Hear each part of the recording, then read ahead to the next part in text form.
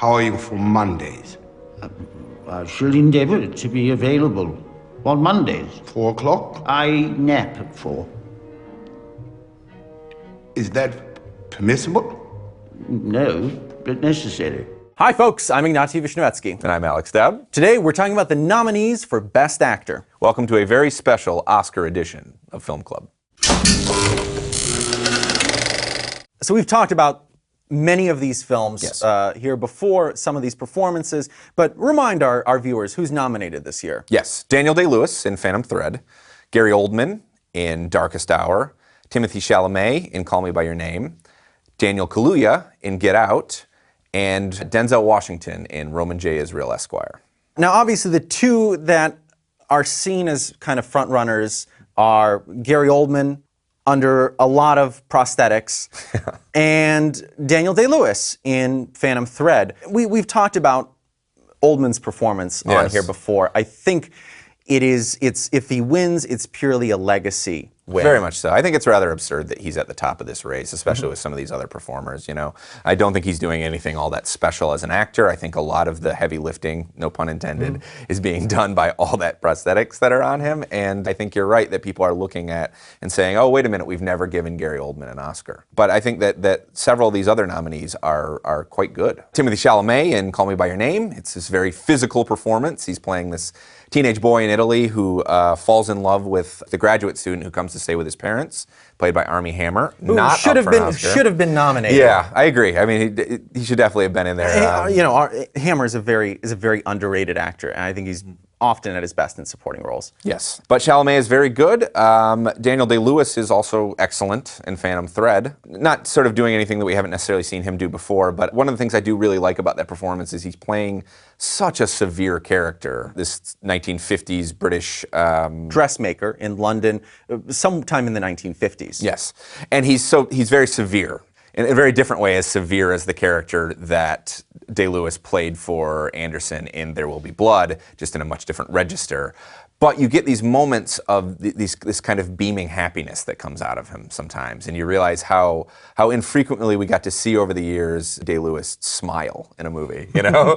I think it's a great piece of acting. I think some of Daniel Day-Lewis's more famous performances, and we're talking about, say, There Will Be Blood, Gangs of New York, they're very technically bombastic. You know, it's this loud voice, this gruffness. His characters are aggressive. They dominate the room that they're in. Yeah. And so it's very easy to overlook the fact that, I mean, he's a marvelously gifted actor, and that he can do so much with subtleties. And this is more of like, I guess, an Age of Innocence kind of Daniel Day-Lewis performance than a Gangs of New York. But with notes of real testiness too, you know. I mean, one of the things I really love about Phantom Thread is that it plays sometimes almost like a romantic comedy in the sense that they're sort of having this battle of wills in the film, and it's definitely one of his snarkier performances. But speaking of subtleties, I think the most interesting of the nominees is Daniel Kaluuya for Get Out, a kind of performance that you basically never see nominated because it is so reactive. Yes. And he's got just a terrifically expressive face to the point where in Black Panther, which he has a supporting role, just anytime they cut to a reaction shot, it just seems way too heavily loaded. What's going on psychologically with this character we know nothing about? Yeah, I mean, I think so much of Get Out is about what's going on in his head and how he's processing this whole situation, how he's processing the danger of it, and how he's choosing his words wisely, and how he has so many expressions in this movie where you can tell that he's doing everything in his power to decide, do I say something in this moment or do I let this slide? And so much of that is animated on his face. Yeah, it's a rare case where the Oscars are nominating a performance that happens so much just in someone's eyes. Absolutely. Well, and also the rare case where they're nominating somebody in a horror movie.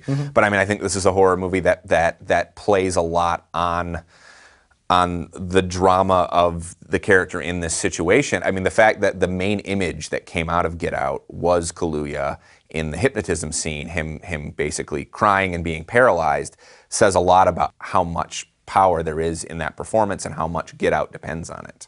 And last and least, there is Denzel Washington in Roman J. Israel, Esquire. I think rather remarkably, this is one of the very few times in which I've seen it sort of Washington be actively bad. I mean, I think it's a very showy role. He's playing this kind of Aspergian lawyer who has a lot of quirks of character. He only eats peanut butter sandwiches. And I think that Washington is doing a lot of really ticky stuff that you don't normally see him doing as an actor. He can be commanding even in junk. But I think this is one case where Washington is defeated by the absurdity of this character. Now, who would you like to see win?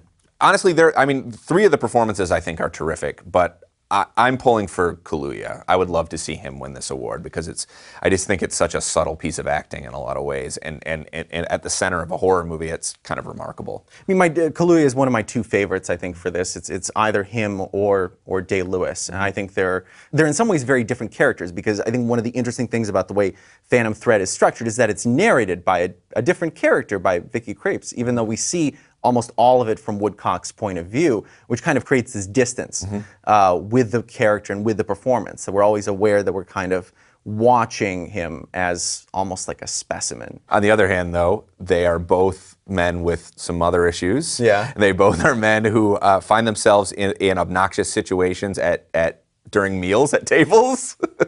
There's some similarities between them. But who do you think is going to win? Unfortunately, I think it's probably going to be Oldman. It kind of is moving in that direction. I would love to see a surprise. I think if Oldman doesn't win, I think it'll be DayLewis, partially because he's retiring and this is the last performance he'll give. However, that would be an enormous precedent because he's already won Best Actor 3 times, which is more than any other actor ever at the Academy Awards, and a 4th would be quite unprecedented. It's a bit late now, isn't it? I'm taking it out. Yeah, but it's a bit late now, isn't it? But I'm taking it out. The tea is going out. The interruption is staying right here with me.